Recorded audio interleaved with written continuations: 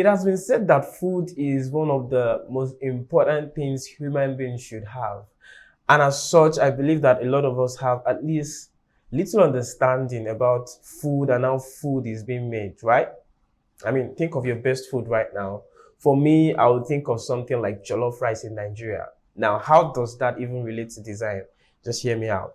Today, we'll be talking about the elements of design. And when you talk about elements of design, I like to teach it using food. Now, when I want to make a meal, say I want to make bread with fried eggs, right? Now, I need some ingredients to make this delicacy. I need flour, I need sugar, I need milk, I need butter, I need eggs, and all of that. Now, all of those ingredients coming together is what will give me my breakfast, my bread and egg. Now, that's the same thing for design. To make design, you need the design elements. These are the ingredients you use in making the design. So I'm talking about things like line, typography, color, shapes, texture, patterns, a lot more. Now, you must also note that design elements are the visible parts of the design. They are the parts of the design that you literally can see with your eyes, right? So that is why they are the elements of design. They are the ingredients. We can see the ingredients while we're trying to make food. We can, we can see them with our eyes. That's the same thing with design elements. They are the visual parts of the design. Let's take, for example, when you pick up a flyer, what do you see? You see an image, you see colors, you see shapes, you see lines, you see textures, you see patterns. Even if you don't know what they mean, you just see them there. Those are the visual parts of design, and those are what we refer to as design elements. Now, there are various types of design elements, and I'll be taking them one after the other. So the first design element, and is the least spoken of because people feel it is not very relevant, is called line. Now, line by definition is the mark between 2 points, point A and point B. That's a line. Now, a line could be in different form. We could have a straight line, we could have a curved line, we could have a thick line, we could have a thin line, we could have a dash line. Now, all of these lines work together in design to help you in passing across your message to your audience. Lines can be used to show emphasis, as seen in this example on your screen right now. You can see that the line is used to place emphasis on this particular word. Lines can also be used to direct the eyes. This is used majorly in infographics, where you see a line leading from, for example, a family tree, or some other forms of infographics make use of line to direct the eyes of the viewer. Lines can also be used to show a kind of motion or movement, to make you feel as if something is moving, right? And lastly, lines can be used for decoration. They can be used for decoration, as you can see on your screen right now. So that is what line is. Line has a lot of uses. Lines can also be used to create structure in a piece of work. We can see this mostly used in publishing. I mean, things like magazines and newspaper. There are a lot of lines and all of that to create like a structure, separate each news story from another. The next design element I'll be talking about is color. Now, once I mention color, I'm very sure something went up in your head. Maybe you just saw your best color or the color of something around you in that room you're watching from. Now, colors have numerous uses in designs, and some of those uses include, number one, colors are used to connote emotion. For example, the color red is used to connote the emotion of anger, rage, or love, passion, something intense, while white seems very mild to connote calmness, peace. The blue is also used to connote kind of calmness, the calmness of the sea. Yellow is used to connote fun, life, the sun, and all of that. So that is what color does, mostly in design. It's used to connote meaning, to connote an emotion, to attach a meaning to something.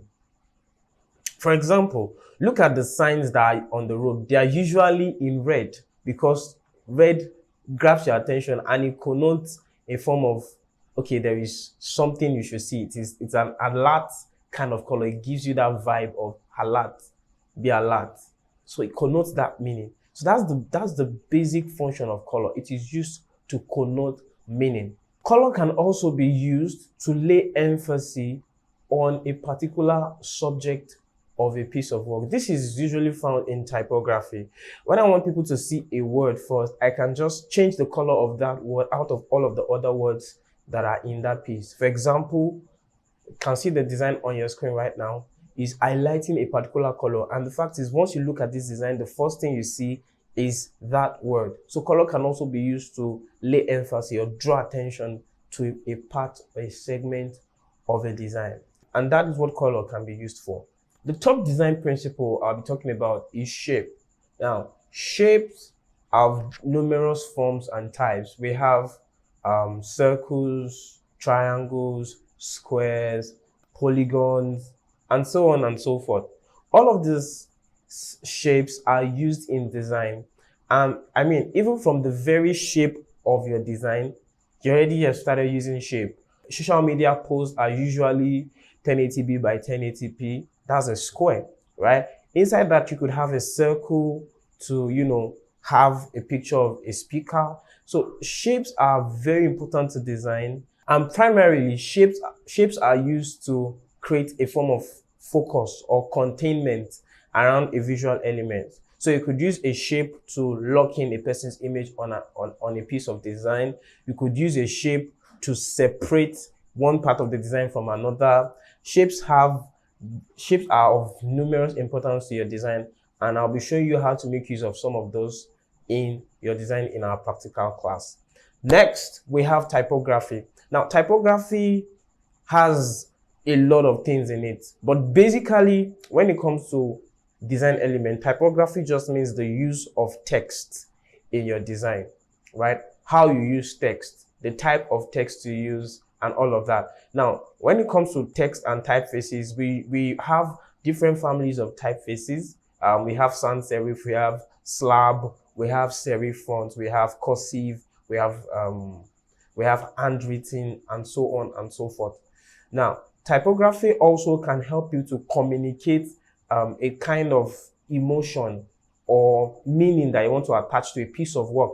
For example, when you want to make a piece of design look like something ancient, you use usually serif fonts. Now, serif fonts are fonts with extensions at the edges of them, like you can see in this design. When you see this kind of text, it gives you the vibe that, oh, this is a design, this is not a modern design, it's something of maybe the 1990s, the 1980s. When you also want to create a feel that talks about like modern design, there are fonts you use that are in vogue. So your fonts can help you to communicate the era you want your design to be in or to feel like. Fonts can also be used to dictate the mood of your design, right? There are fonts you use to create that funky mood, like a party mood. There are fonts you use to create like a business mood in your design. So choosing a font usually depends on the nature of what you're trying to pass across. And we'll come into that when we start our particular class. You see how we're going to choose a font for a design and all of that. The next design principle I'll be talking about is texture. Texture. So what is texture? Now, when we're talking about physical things, texture usually means how something feels. Now, for example, this table has a very smooth feel. I have a table in front of me that has like a wooden top. It feels like a rough cut wood. So it literally means feel. Just like the rug in your house feels, very furry and all of that. So that's what texture is, how something feels. Now, because we cannot touch design most of the time, we can also create that illusion by using texture. So when I want to create a hold, like metallic, rustic feeling, like the design that is showing on your screen right now, that is exactly what textures are used for. They're used to create a feeling of whatever you want to get your audience into. So you can use a wooden texture, you could use a metallic texture, you could use a tarred road texture. There are various textures online which you could use and which could communicate differently to your target audience. And lastly, I'll be speaking about space. Now, space has been called different name by different people. Some people believe that there are different types of spaces. Some people believe there's just one kind of space. But I'll be telling you what I think. What I think is, in design, there are two types of spaces. We have negative space and positive space. Now, negative space is the space that is around your artwork or between your artwork or within your artwork that you're not using actively, like you're not putting design elements in it actively. For example, in this design, around the edge, we can see that there is nothing put there. And that is also a design element, because without that, our design would most likely look very horrible. So negative space is the space that is not used, while the positive space is the space in a design that is used, right? So that is what space is. Negative space helps you to keep your work very clean and sweet looking. It is what separates amateur designers from very good designers. You know, sometimes when you pick up a piece of design, you might not know what is wrong with it, but you just feel like, this is not really done well. It's not really organized. That's because spacing is not used very well. So, and I'm going to be teaching you how to do that also. So that brings us to our class on elements of design. And I'm very sure you've gained something from this. If you didn't really understand some of the elements, you can go back and watch this video again. And also be showing you practical applications of design elements in our practical class very soon. See you in the next class. Bye.